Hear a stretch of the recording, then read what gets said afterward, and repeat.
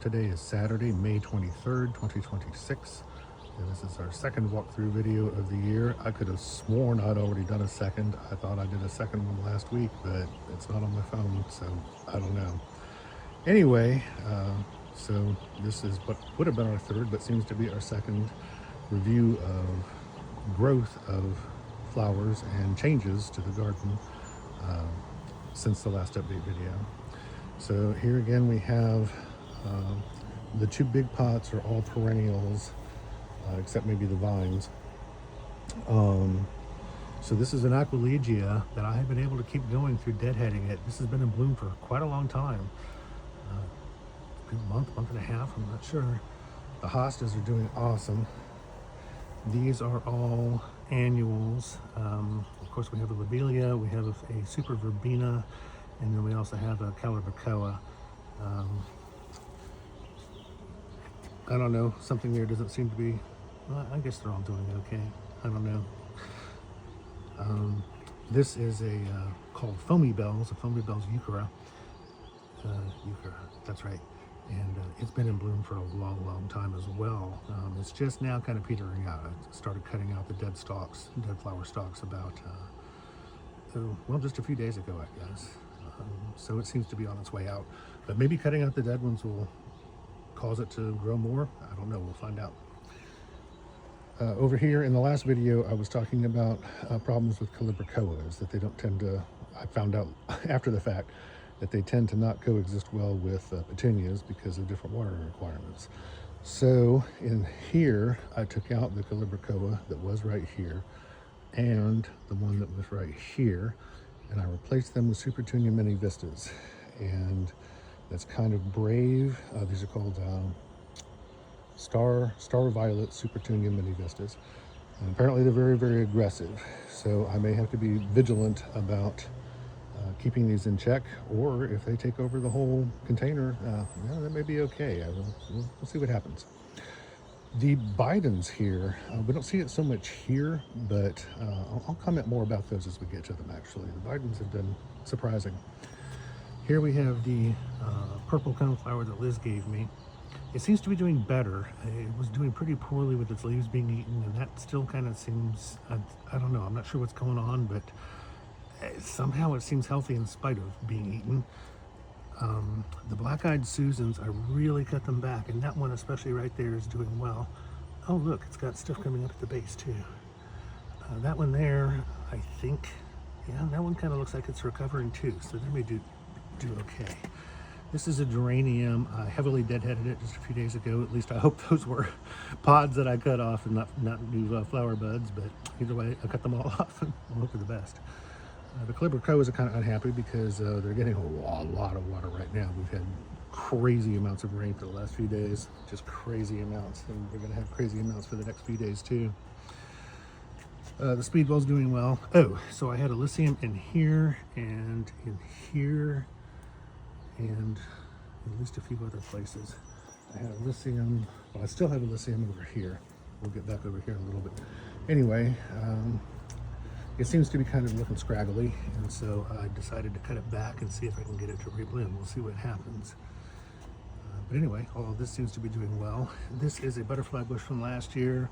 I've been hoping against hope that maybe it would just be a late bloomer, because I saw something on the Garden Crossings website about butterfly bushes. Some of them can come out of dormancy kind of late in the year, but at this point I feel like if it was going to, it would have. I don't know. I'm tempted to give it a little more time, but I don't really have my hopes up. The daylilies. Okay, over here. This is where we have Bidens. I had two great punch calibrachoas. I had one right there, and I had one over in the corner there. In this case, I just took them out and didn't replace them with anything. Realistically, any of these plants individually could fill that whole spot right there.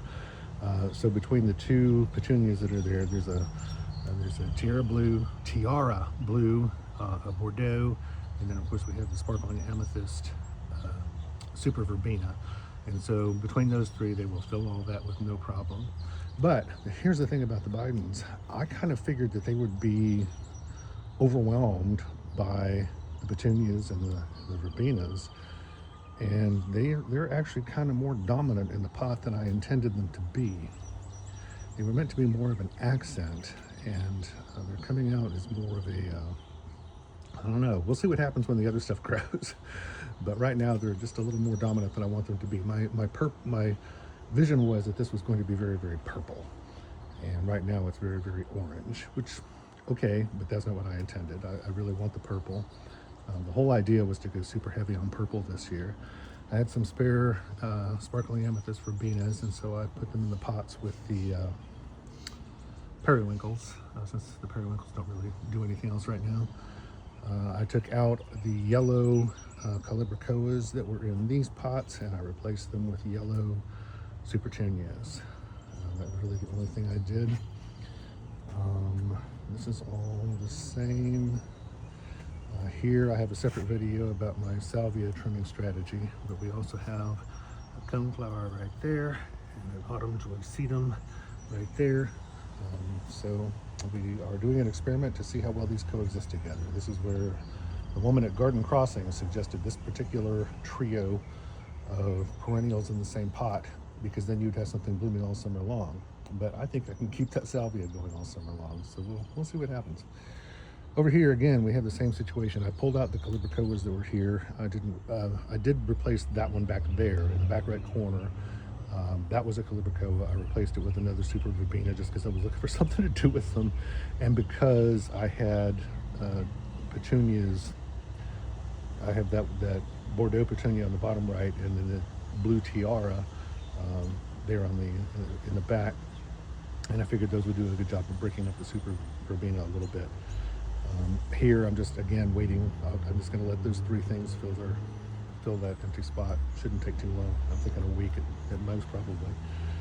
Blanket flower is doing well. Here's some more. So this is what the Elysium is looking like. That prompted me to prune it back in those other pots, and I'm going to prune this back too.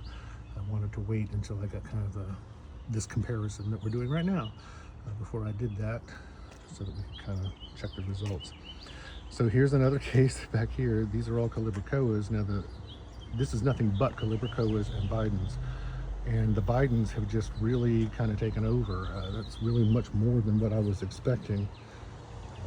Now the calibrachoas are unhappy because of the amount of water they're getting right now. So maybe, and we're still very early in the season. They really haven't had much time to grow, but maybe once they have time to dry out and they can recover from, really start going, maybe they'll help keep these Bidens under control. I just really, when I bought these Bidens, man, they were barely a presence in the planter, and now they're just huge, and that's true everywhere that I put them. So, and here's another example. This is another example. I love this combination. This is super verbenas, sparkling amethyst, super verbenas, blue tiara, super petunias, and violet star, mini vista super petunias. And I just love this combination. I'm eager for this to grow out. Down here, again, the Bidens, when I put those in there, they were, you almost couldn't, they looked kind of bad. I was like, oh man, I thought they looked kind of sad in there. And now they've taken over the planter. And the purple ones, I forget what they're called. They were absolutely gorgeous, but they are petering out on me. I remember I had some of these last year, but they weren't this dominant a feature in the back patio garden. But when I cut them back pretty far, and they all grew out again. So the question I'm asking myself right now is, do I want to cut all of these out and let them grow back, because they look so awesome, and we'll get to where they drape over the other side. But I just love the draping action they have, and if I cut them out, then I lose that. And so do I want to replace them maybe with the kinds of petunias, basically with stuff like that. So we'll see.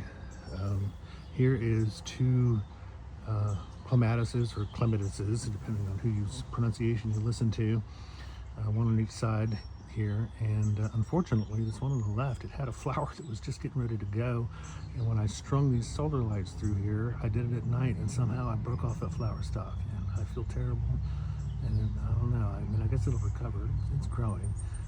This one here, I don't know how healthy this one is. I kind of want to get another one. this is basically flowers that I had left over that I had nothing else to do with, and so I was piling them here until I could figure out something to do with them. And then I thought, well, you know what, I kind of like them there, so I went and bought these long containers to put them in, and so kind of created this look here. And I think that's going to fill in really nicely. I think that's going to look awesome. Over here, we have strawberries going. They are really starting to take off in terms of the leaf growth. I haven't really got any strawberries because the birds or the squirrels or somebody's eating them, but there's only been a few so far. But I think at some point here in the near future, these things are going to start spitting out strawberries pretty good. We'll see what happens. So here we have another kind of Biden in the back, the blue tiara, super tunia, and sweet potato vine. Our first time growing that. In the back we have parsley, sage, rosemary, and thyme. Rosemary. In the front we have thyme. Again, Bidens, these are laying down flat, but I think they're going to grow up and be more upright like the Bidens over here. These Bidens, all the other Bidens were laying down like this when I got them, and that's why I underestimated how much they were going to fill up. Once they started growing upright, they really kind of became dominant. Here's another Violet Star Super Tunia that I'll have to keep my eye on. I went to Millmont and bought what I thought was going to be a taller balloon flower to replace one of the 3 that died in here from last year, but now the other 2 have caught up with it, and I think they're all the same height. I was really trying to find a taller balloon flower. I have some out front, but they seem to be hard to find.